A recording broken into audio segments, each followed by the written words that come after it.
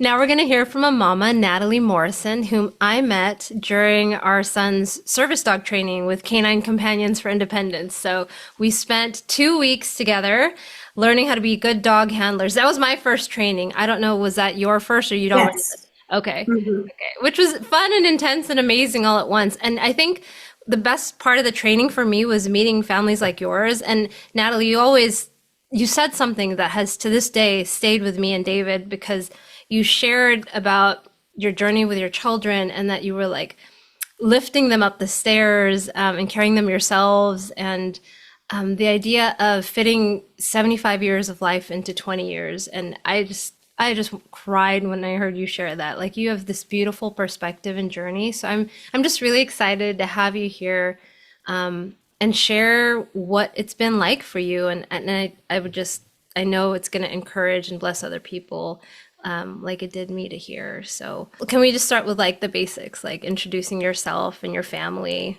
So I have three kids. Andrew is now 25, Ashley's 23, and Malia is 21. When Andrew was little, I always thought, he's a clumsy kid, but I really didn't think a huge amount of it because I am pretty darn clumsy myself. And so I just thought, oh, poor kid, he got my clumsy genes. And so I didn't worry too much about it. But as he got older, the clumsiness really increased quite a bit. And I remember one day when he was about 8 and he was at a baseball game and it was his turn to bat. And I remember he was trying to watch the ball and he couldn't keep his balance. And I thought, oh, that worries me a little bit. Well, first of all, we saw his pediatrician, and his pediatrician said, yeah, he's a little bit clumsy, but we really don't think there's anything wrong. But if you want to, we can send him up to Primary Children's Hospital in Salt Lake. And so I said, okay. They sent him to Primary Children's and they did an MRI and they said, it could be a brain tumor on that area of your brain that's responsible for motor skills. And so I said, okay. So they did one and they found nothing. And they said, no, he's fine. And that was when he was 8. And then he just increasingly got clumsy. And your intuition as a mom, you just know something is wrong and you don't know what it is. And so I kept bringing it up and kept bringing it up. And everyone told me I was crazy.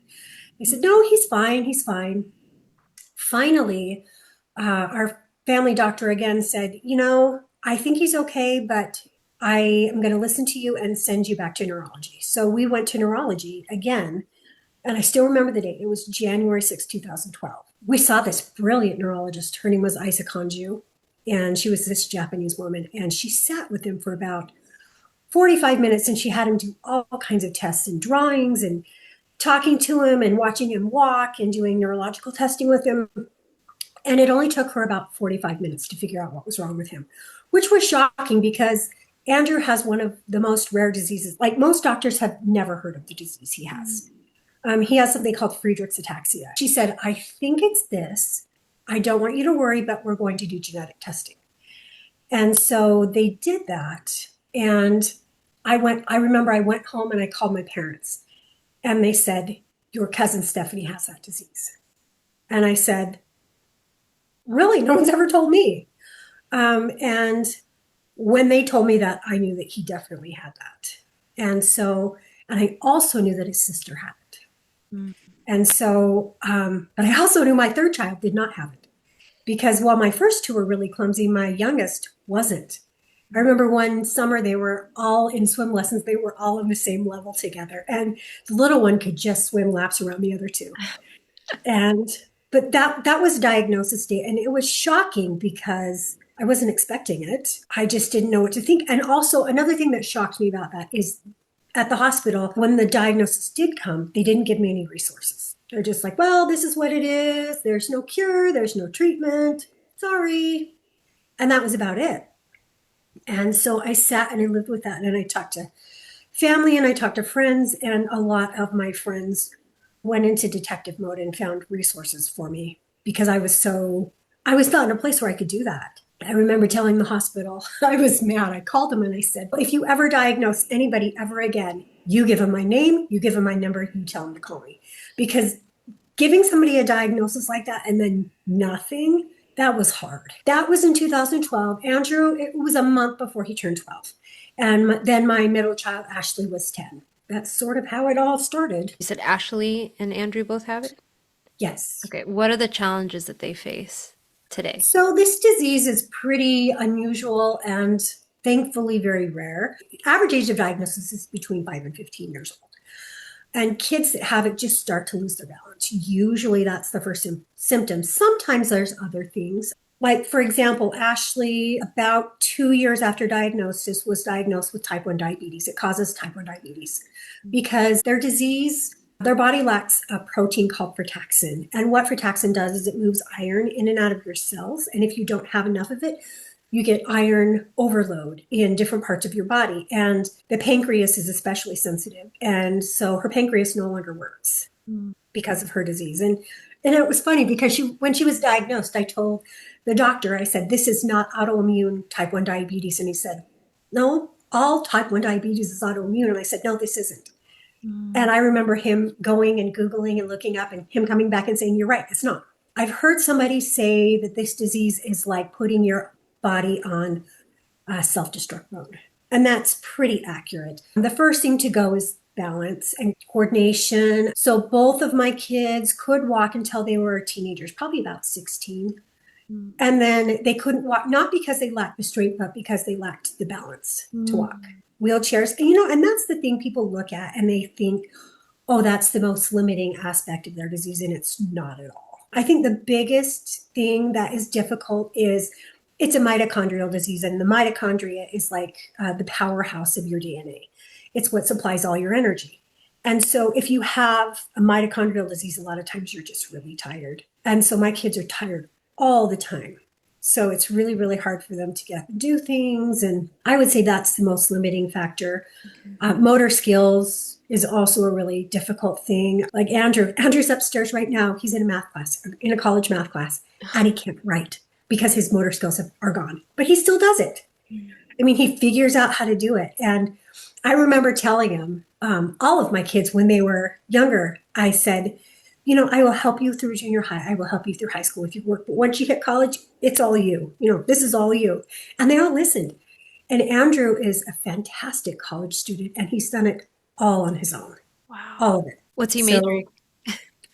So Andrew he's doing his general ed at Weber State University in Ogden, and then he wants to transfer to the University of Utah because they have the best game design program in the country. Oh my gosh. He wants to So design. next fall he'll start that program. Oh my gosh, that's amazing. My husband will be so jealous. That sounds like an amazing program. Wow. Yeah, he's so excited.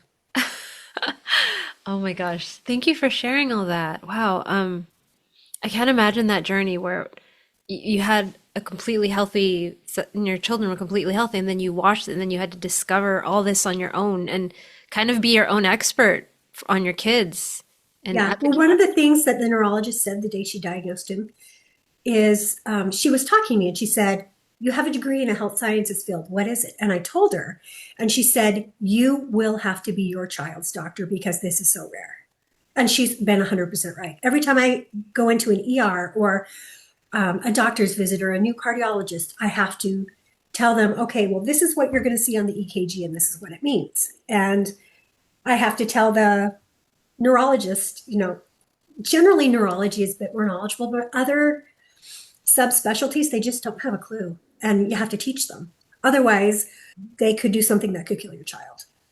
wow. So not knowing it is a matter of life and death for your kids when you have a kid with a rare disease. Tell me about how grief has been like on this journey for you. It's hard for me to unpick that because I think about 2 years after my kids were diagnosed, my mom died really suddenly. And when I look back in time, it's just sort of one big blur. And I just remember feeling numb. But I remember little things. Spirituality has helped me. Like I think about people who don't have that. I don't know how they do it. I don't know how they get through the day. I don't know who they turn to for help because that's helped me more than anything. Friends, family has really helped. The grief is an ongoing process. I wouldn't say I grieve anymore, but it's been a long time. It's been 13 years. But it's something different now. Can you pinpoint times when you were grieving in a way you're like, this was not a good way for me to grieve versus this the healthier way for me to grieve what was happening with your children? So I think a really bad thing to do is compare your kids to other people. At any age, no matter what other little kids are doing, don't compare your kids to them because it's not fair. It's not productive. And then another thing is don't ever let anybody else tell you how to feel about your kid's diagnosis. Because so many people, even really well meaning people, will look at you and say, oh my gosh, I had one friend one time, I will never forget this. She said, your life is harder and worse than anybody's that I know. And I just laughed because I thought, what do you know about my life? Obviously nothing, because that's just not true. And don't let anybody tell you how to feel about it. You have to decide how you're going to feel about it. You have to let yourself be happy. And it's universal, no matter what your kid's disability is. You tell people about it and they say, oh, that must be so hard. Your life must be so hard. Your life must be so bad. And that's just not true. Did you cry in this journey? I mean, was it hard at some point in time? I know, or was it too combined with your mother that it was hard to tell? It was really hard to talk about. Like, I couldn't for a long time, years and years. I couldn't even talk about it. With a lot of types of grief, the further out you get, the easier it is to talk with other people about it. And I don't think it's that it gets easier. It's just that you learn to adapt to it better. You get better at coping. And I just think you get better at peopling, like being a better human as you age and you learn and you grow. I think the thing that has pulled me out of grief more than anything is giving myself permission and my kids to be happy, because other people just cannot understand that at all. How do you cope better? I think before my kids were diagnosed, I was very, type A perfectionist. Everything had to be perfect and you have to let that go. And I was a big planner. And with this disability, you have to take it one day at a time. Otherwise, you'll go nuts. And so I would stop thinking about next year or in 10 years or in 5 years. And I would think about today and maybe tomorrow. And what can I do today to make life better for my kids? What can I do today to make life better for me and for my family and for my friends? And I think that that's the most helpful thing. What would you have to say about your children's worth? Because I think if I'm going to play devil's advocate, I think a lot of people would argue that what kind of life is that? There's no quality of life with living like that. What would you say to that argument? Well, first off, they're speaking from a place of complete ignorance. As somebody who's not, I think God does not make mistakes. My kids are not mistakes. All kids out there with disabilities are not mistakes. And they were not put here to be examples for your children. I think it's pretty universal that people think, oh, that's so bad. And when your child was diagnosed with a disability, that must have been so disappointing. And now you don't get what you wanted, which is, everybody, oh, as long as that baby's healthy, everything's fine. No, actually not true. I have so many friends with perfectly healthy children that I would never trade their children for mine. Never. My kids' individual worth has nothing to do with their abilities or their disabilities. And I think every single soul on this earth, it's the same for everyone. I think it's harder for some people to see that. But I mean, even in biblical times, I was reading, and in John 9:2, the disciple asked Jesus, says, Master, who sinned? This man or his parents said he was born blind. And Jesus answered, neither this man sinned or his parents, but that the works of God should be made manifest in him. So I think a lot of people think disability is some sort of punishment. And we're taught even in the Bible that it's not. It's not at all. And you can use it for so many different things. And I'm told all the time, and I agree, my kids are very inspiring and they're doing amazing things. I think they're closer to God because of this, and they're definitely closer to me. If you ask both of my kids, if you had the chance to be born without this disability, would you? And they both said no. Wow. They both said no, because Andrew said that it's helped him to understand people better. It's helped him bring him closer to God. It's helped bring him closer to his parents and to his family. And Ashley has basically said the same thing. After high school, Andrew, in our culture, it's very common for young people to go out and serve for 2 years after they graduate from high school. And Andrew did that. And he served in something called the Family History Center. If you know anything about Salt Lake, it's like the genealogy capital of the world. There are places in Utah all around where you can go in and they will help you research your family history. And Andrew served there for 2 years as a family history specialist. And mostly he helped older people who could not figure out computers. Now, Andrew, he loves senior citizens, loves them. It taught him patience and it taught him a lot of different things. Anybody that looks at Andrew or Ashley and can't see their worth, there's something wrong with them. Wow, amen. That was beautiful. Can I have you dive a little deeper into how having two kids with this disability changed you specifically? How did it make you or your life better? It forced me to simplify, that's for sure. And I just think that things that weren't important were way too important to me before diagnosis. And now they're just not. I spend a lot of time at home. And I think before maybe that would have driven me a little bit crazy. And I've learned to love it. And one thing that I try to do is make my house a really, really amazing place to be. Because my kids, it's really hard for them to leave our house. A couple times a year, we have big projects where we make the house better. We add this, we do that. It's just really changed my focus a lot from, I think, what wasn't important, maybe what the world thought was important, to what is actually important. I think that's the biggest thing. And I hope that it's made me a better person, a more empathetic person, a kinder person, somebody that cares more about people. May I ask some hard questions? And I hope I'm not going to be offensive, but I want to just get in there and ask, Yeah, did you ever wrestle with grief over it being a genetic issue? Like, did you feel like you were a part of it? Did you ever wrestle with that? I know that my mom felt so bad about that because she knew that she was the carrier. My husband's family, they would not get tested. So we have no idea who's the carrier in his family. He actually has a distant cousin, I think, that was diagnosed after my kids were. So I think we figured it out in his family. But I remember my mom felt so bad and me looking at her thinking, how is this your fault? And looking at her. And then after she passed, feeling somewhat the same way. And then thinking, I need to extend myself the same grace that I did for her. Totally not my fault. Totally not anybody's fault. But one thing that I did, and I think I've gotten criticism for this from my family, is I have 100 first cousins, 100. And my husband has close to the same amount. I mean, our families are big. And I think it's really important to warn people. This is a genetic test that is like $200. That's it. And a lot of people say, well, why would you get tested? Because can you do anything about it? Yes, you can. Actually, you can. And so if two people that are carriers want to have kids, yes, there are things that they can do to prevent your child from having this disease. So I have sounded the alarm bell, and my sister especially has gotten the information out to my family. You know, hey, do you care about your kids? Do you care about your posterity? Please get tested for this disease. It's pretty rare. I'm about 1 in 100 general population people are carriers, but from people that are from white Western European countries, the carrier rate is 1 in 40. So that's a lot. So I think instead of self-loathing, I think it's better to turn that outward and try to prevent it from happening again.